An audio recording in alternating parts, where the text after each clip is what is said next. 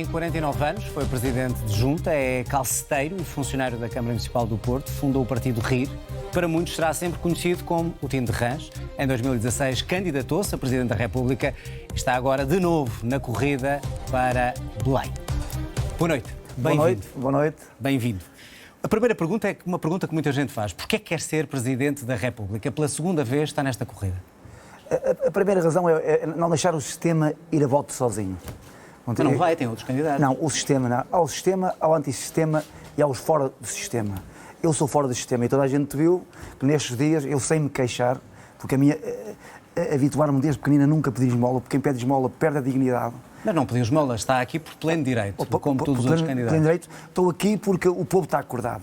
Mas diga uma coisa. Eu só estou aqui porque o povo está acordado, porque apartaram um candidato do povo, um candidato que andou tipo de formiga a arranjar assinaturas uma a uma, em que entrou no processo no Tribunal Constitucional e estava tudo direitinho, sem nenhuma anomalia, e era uma pena e o povo não ia deixar. Cá está, e com essas assinaturas e com tudo igual aos outros candidatos. O que eu quero saber é a diferença dos outros. Porque é que os outros são do sistema e no seu caso não é?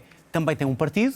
Tem um partido. Só não está na Assembleia, é isso que faz a diferença? Que é o reagir, incluir e reciclar. Eu não fui apartado nestas eleições. Eu não posso dizer que há 5 anos também chamava o candidato provisório. Mas eu queria só saber qual é a diferença. Qual é a diferença em relação aos outros? Porquê é que é fora do sistema e os outros são do sistema? Os outros são do sistema porque eu quando digo que tive um partido político, que tenho um partido político que concorrendo às legislativas e a comunicação social não apareceu, nunca apareceu, há 5 anos nunca apareceu, e só apareceu porque aqui há 2 meses atrás eu andava a arranjar assinaturas e o meu telefone não tocava. Havia dias e dias que não recebia um telefonema. Eu às vezes pegava no telemóvel, batia assim a ver se ele estava bom. E não sabia se era o telemóvel que estava variado, se era eu que estava variado. Mas porquê é que é fora do sistema? Há 8 dias para cá, Sim. O telefone não para. Mas porquê é que é fora do sistema? É só isso que eu queria clarificar. Porque incomoda. Eu tive 152 mil votos nas últimas eleições. Tive mais votos há 5 anos que o Iniciativa Liberal e o Chega juntos. O destaque que dão ao Chega e ao Iniciativa Liberal, vocês vejam a diferença. E eu tive mais votos que eles juntos. Não se esqueça que eles estão no Parlamento e, portanto, tiveram uma projeção que, no seu caso, não teria, não é? Eu vou dar outro exemplo. Não sei se vocês conhecem o MAE. Houve eleições assim, e até posso mostrar este gráfico. Não dá, é difícil ver aqui, difícil. Mas para perceberem, mesmo no MAE eu tive 150 mil votos.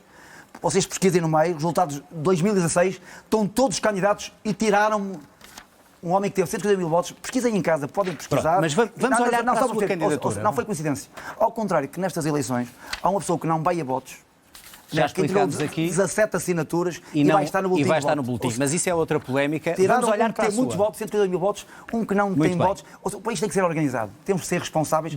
Imagina que era um terremoto. Sim. Não, mas vamos olhar. Não tinham tempo de tirar este boletim dos votos, não tinham tempo. A explicação foi dada. Mas estou eu a dá-la claro, e está irritado por ela estar aí. Mas pronto. Eu não estou irritado. Então. Eu estou calmíssimo. Aliás, fico triste, é um país que tem 900 anos de história, ainda se cometam estes erros. Temos que ser mais responsáveis e o Estado tem que ser responsável. Não pode ter falhas destas. Vamos avançar. Eu perguntei-lhe porquê é que quer tanto entrar na política e ser Presidente da República. Já está na política há alguns anos. Mas Sim. O que é que o motiva? Porquê é que quer ser chefe de Estado, que é a figura máxima da política em Portugal? É o meu país. Eu fui Presidente da Junta com 21 anos.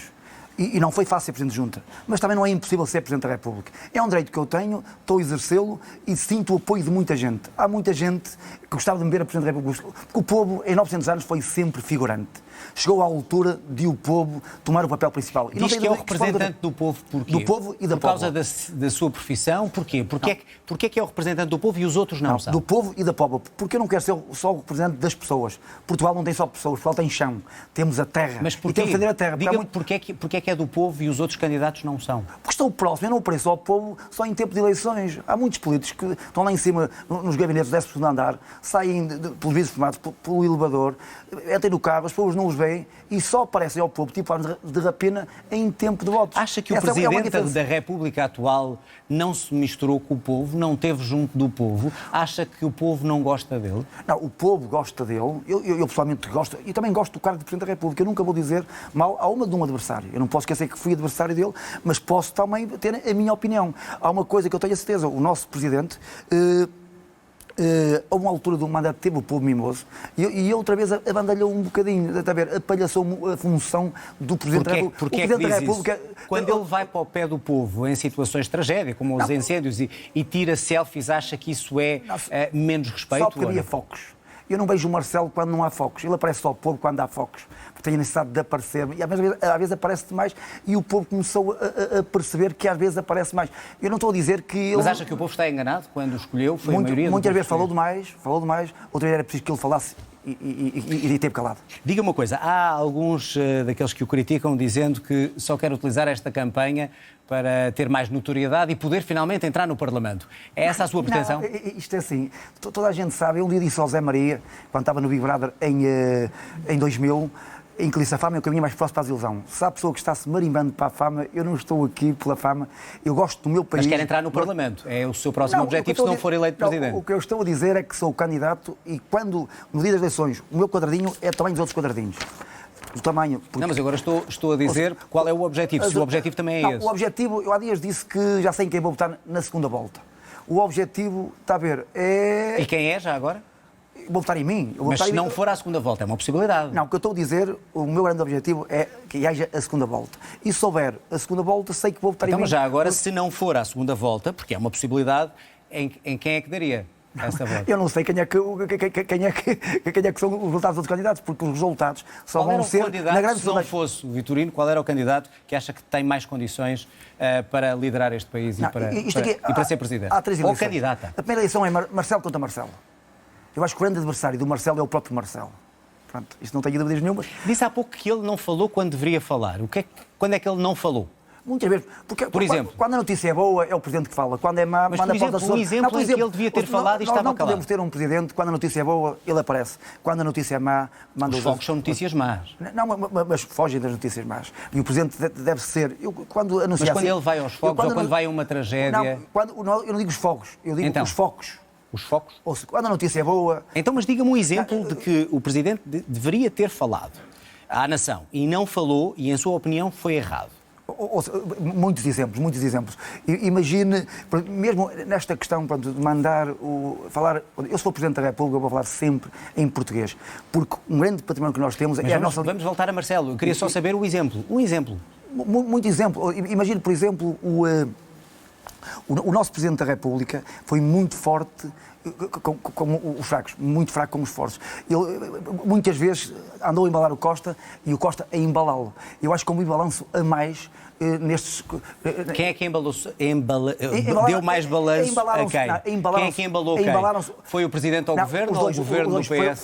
Foi recíproco. Porque o Marcelo sabia que ia ser candidato outra vez e que precisava do voto da gente do Partido Socialista. Ok? Só que o Costa foi um político muito inteligente, foi muito eficaz e percebeu que o melhor para o Partido Socialista era dar liberdade. Então vamos aí por partes. Está a dizer que o Presidente esteve demasiado colado a este Governo do Partido Socialista, é isso? Claro, porque o Partido Socialista tem uma grande fatia, é um partido que tem nome na praça e claro que ele seria... Deveria ser mais duro, então, claro, mas se fosse duro, agora nesta eleição, de certeza absoluta que uma grande fatia do seu eleitorado, dos votos que ele está à espera, mas que muitos não vão. Há alguma situação, e passamos por momentos, e estamos a passar por momentos complicados, em que o Governo tenha falhado e o Presidente não tenha sido duro como deveria? Consegue identificar uma dessas situações? Eu acho que falhar mesmo na questão do Covid. Claro que de início as pessoas não sabiam e houve muita gente que se aproveitou. Eu acho que devia haver um canal só para o Covid.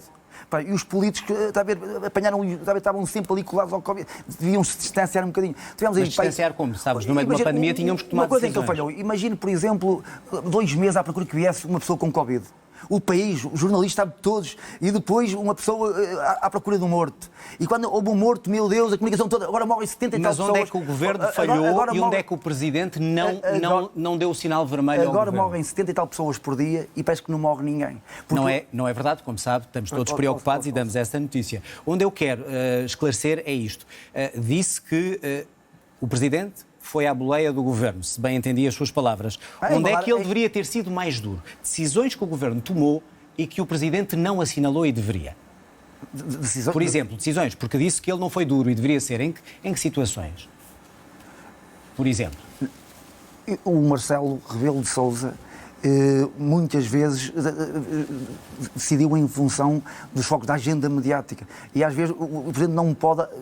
Às vezes tem que resguardar e eu acho Mas que não consegue apontar um facto que o Governo tenha feito errado e que o Presidente deveria estar mais atento durante este tempo, que o Governo do Partido Socialista tenha feito algo errado e que o Presidente devia estar mais atento? Eu acho que o Partido Socialista, quando aconteceu aquilo, do André Ventura, quando entrou no Parlamento, Ok. Ele errou, onde é que ele errou? Quando se fala contra o populismo. Contra o populismo. O Marcelo, no discurso de há 2 anos atrás, começou ali contra o populismo. E o André Ventura foi eleito com toda a legitimidade. Eu acho que não deviam... Mas aí não é contra o governo, aí não há colagem ao governo, não é? Aí é contra outro partido. Era aí que eu queria chegar. Mas já agora, já que falou do Partido Socialista, está desiludido com o seu partido? Ainda é militante socialista? Não, eu não estou desiludido. Eu tenho um partido que é o Reagir... Mas é militante? Não, não é militante. Tenho um partido que é o Reagir, Incluir e Reciclar. Que teve 2 congressos. Um congresso no Porto... Mas não está desiludido com o Partido Socialista? Ou está desiludido? Eu não estou desiludido com o Partido Socialista. Eu faço parte da história do Partido Socialista. Eu não posso dizer que faço parte da história do partido. E vocês muitas vezes ainda mostram, mas este não é o meu partido. Porquê que não é o seu partido, este Partido Socialista? Este não é o meu partido. O que é que tem de diferente do tempo em que, como vimos hoje há pouco no telejornal, o fazia subir àquele palco e agarrar António Guterres? O que é que o desiludiu para virar as costas ao Partido Socialista? O que me desiludiu, toda a gente sabe que eu, quando fui àquele congresso, eu não fui para dentro do partido, não fui falar para o chefe, fui falar para fora. E por isso é que esse discurso passou. Hoje as pessoas ainda se lembram desse discurso e foi a ligação entre as bases, o povo e o poder. E o que é que hoje esse Partido Socialista não tem que falta? Um Partido Socialista que está no governo, que está a gerir uma pandemia, está a fazer as coisas mal? O Partido Socialista que está no governo? Eu acho que o Partido Socialista tem feito muito, não tem gerido muito bem esta questão da pandemia. Eu acho que o Partido Socialista não tem gerido muito bem esta questão da pandemia. Porquê? O que é que está a fazer mal? O fazer mal, eu quando digo que os ventos... Eu defendo um mundo sem muros, e em que o Partido Socialista, nesta pandemia, muitas das vezes... Os políticos estiveram à frente da linha da frente. Ou seja, nós temos que respeitar, porque há muitos enfermeiros, imagina na questão da saúde. E acha que o governo não tratou bem as pessoas que trabalham no Serviço Nacional de Saúde e no serviço privado e que tratam de doentes Covid?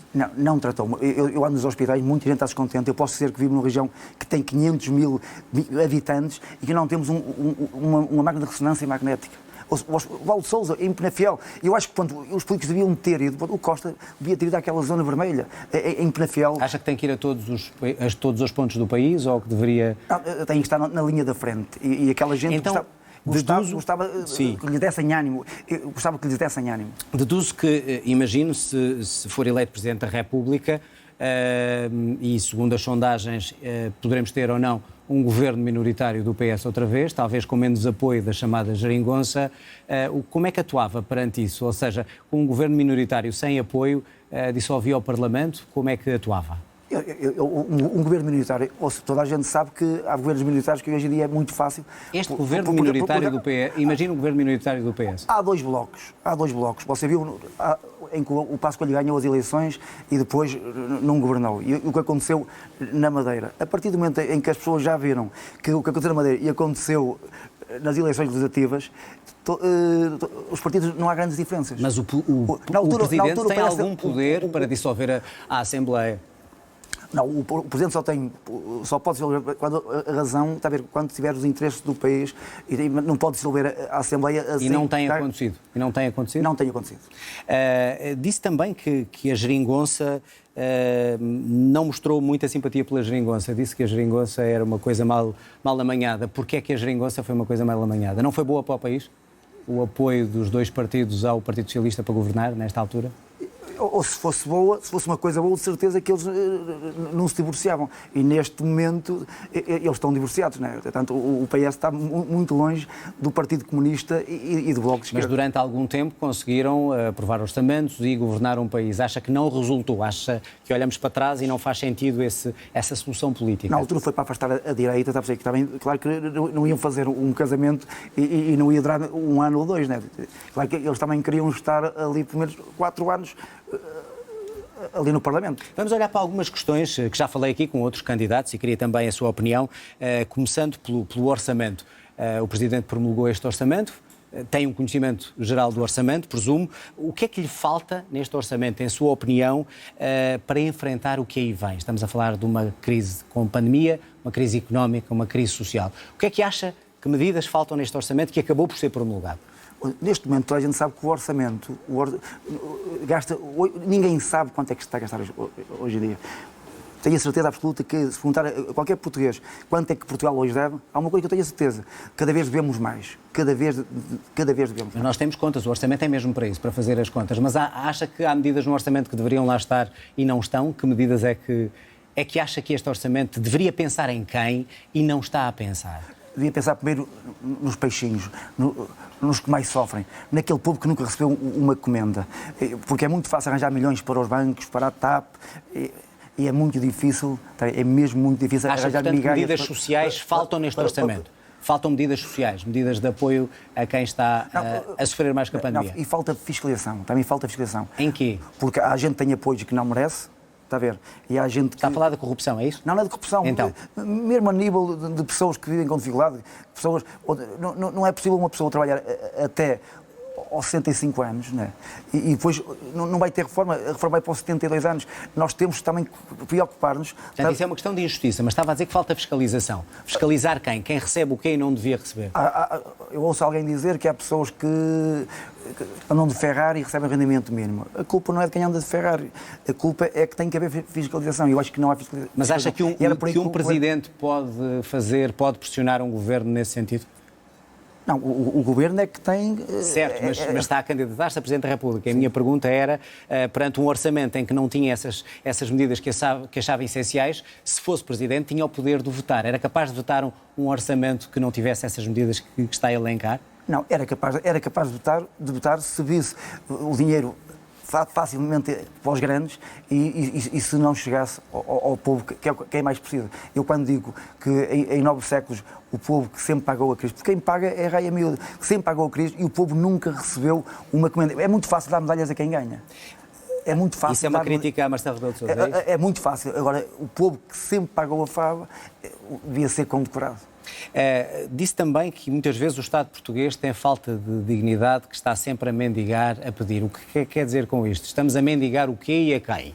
Eu quando vejo milhões de esmolas, milhões... O que é esmolas de onde? Estamos a pedir a quem? A minha mãe, quando o meu pai morreu, a primeira reunião que disse foi: há uma coisa que o meu pai nunca gostava que vocês fizessem, é pedir esmola, porque quem perde esmola perde a dignidade. Mas Portugal está eu acho a pedir... que Portugal, aos olhos dos outros países, que não têm essa dignidade, porque vocês esperam um amigo que esteja sempre a pedir dinheiro.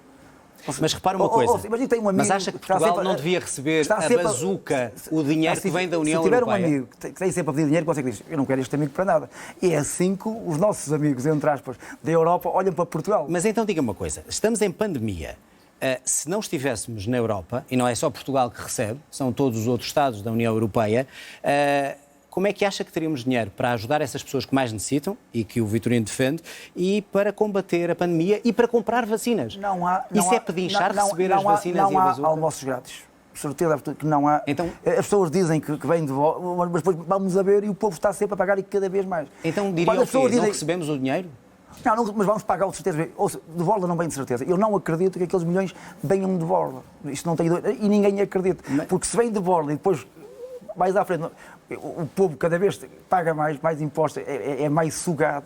Então dizíamos não aos milhões que vêm para ajudar quem não tem emprego, às empresas que perderam o seu rendimento. Dizíamos não ao dinheiro gasto com as vacinas? É só para entender se isto é esmola ou se é o facto de fazermos parte da União Europeia. Eu não acredito que aquele dinheiro venha de borda. Portanto, dizia não. Achava que devíamos dizer não. Às vezes dizia não.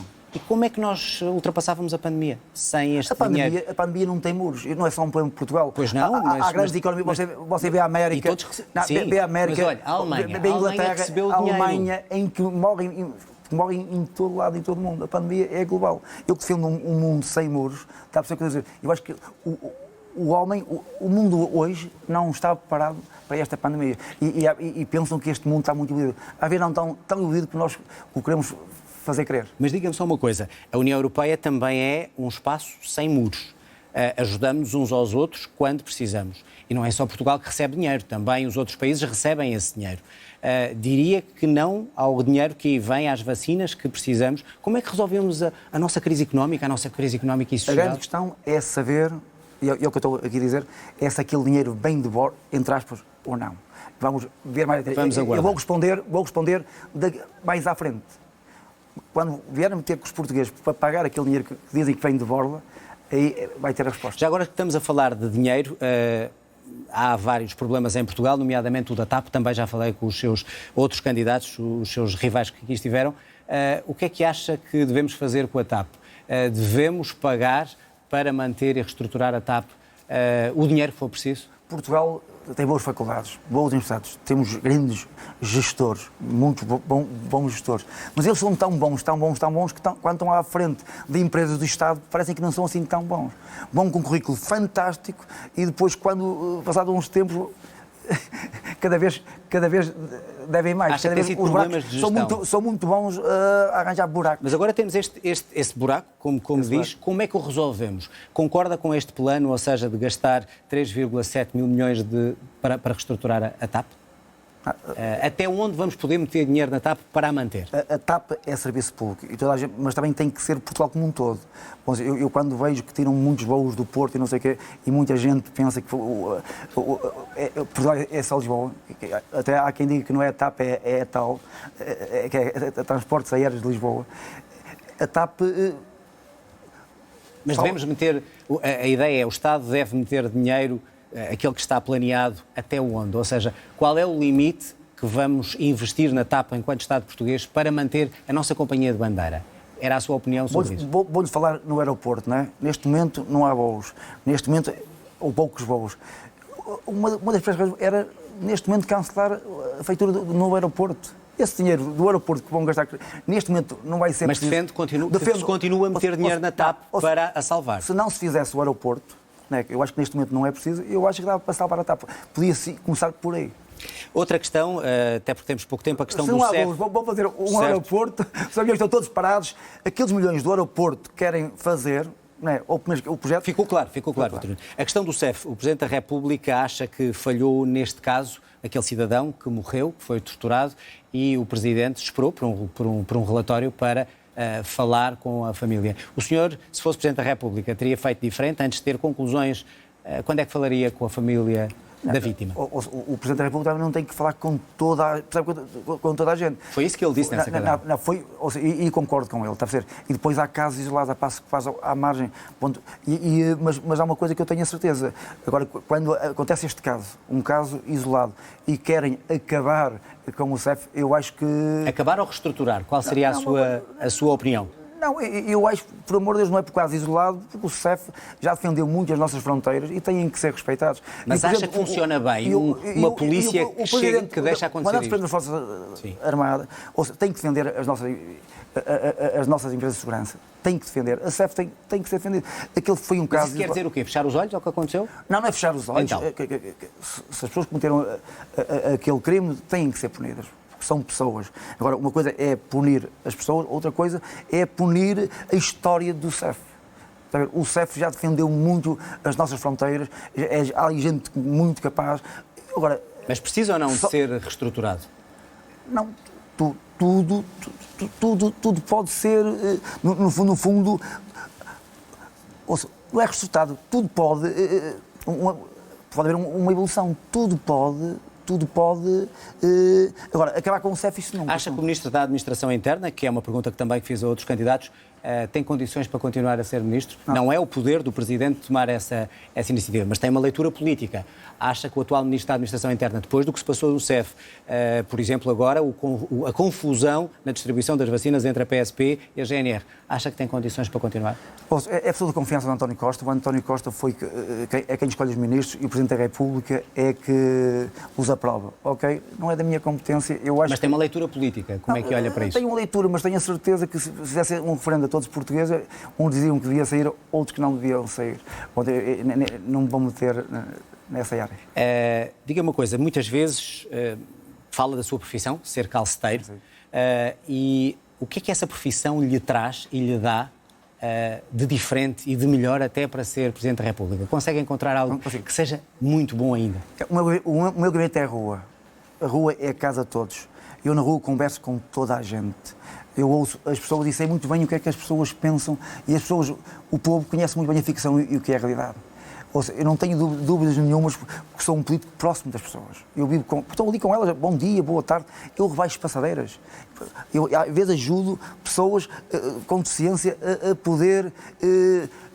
a poder passar melhor. Okay. E acha, portanto, que tem uma visão mais humana da política? É isso que quer trazer? O facto de ver as pessoas, de ajudar as pessoas, de estar mais perto? É isso? Claro, eu sou uma pessoa muito próxima das pessoas, isso não tenho dúvidas nenhuma. Sou muito próximo. Eu fui presidente junto com 21 anos, eu posso lhe dizer que a minha terra tem loja cidadão. Rãs tem loja cidadão. Rãs tem correios. Rãs tem 200 e tal crianças na escola primária. Não tem brasões. Não é uma terra mas há Malém tem brasão? Mas tem pessoa, quê? Malém tem brasão? Não, mas há muitas terras em que tem brasão e que não tem escola primária, não tem correios. Vocês viram, por exemplo, mesmo sobre eu ter sido afastado dos debates. Aqui está. Não vai fazer todos os debates aqui na RTP. Porque o povo quis que eu estivesse. Mas, claro que o sistema... Os partidos com assento parlamentar dão os milhões à RTP, à SIC, à TVI. Não são os partidos que dão os milhões, como sabe. Não, são eles que decidem, é o Parlamento. É o Estado português. Por isso é que estamos... O Estado português, em função daquilo que no Parlamento se decide. Diga uma coisa, quem é o seu... Não, deixe só dizer. E em que não é só o tribunal que fecha, não é só as escolas que fecham no interior. Também querem fechar as rádios locais, os jornais locais. E com isso quer chegar aonde? Também querem calar o interior, querem centralizar. Mas quer ser um presidente do interior, é isso? Não, mais do que do litoral. Faz uma diferença, há pouco falou aí do Norte, e é normal, é um homem do Norte e, portanto, sente isso. É o Portugal como um todo. Não tem receio de ser identificado como o candidato só do Norte? Não, tem que ser de todo o país, não é? Portugal não pode estar nivelado. E as pessoas estão todas no litoral. Eu acho que temos que jogar no campo todo. Eu acho que os políticos nestes últimos tempos não têm jogado no campo todo. Têm esquecido. Utilizando ainda, deixe-me só voltar à sua profissão de calceteiro, e diz que gosta de tatuar a calçada. Sim, sou um tatuador de chãos, sim. Eu pergunto-lhe como é que gostaria, se for presidente, como é que gostaria de tatuar o Estado português? Qual era a marca que deixava? Que gostaria de deixar se fosse presidente? Ter um chão mimoso. Ter um chão mimoso. Ter o povo mimoso. Gostaria de, se fosse Presidente da República, quando saísse, senti que tinha deixado não só o nosso chão mimoso, como o nosso povo mimoso. Vitorino Silva, muito obrigado. Obrigado. Boa campanha, bom ano para si. Igualmente, força aí.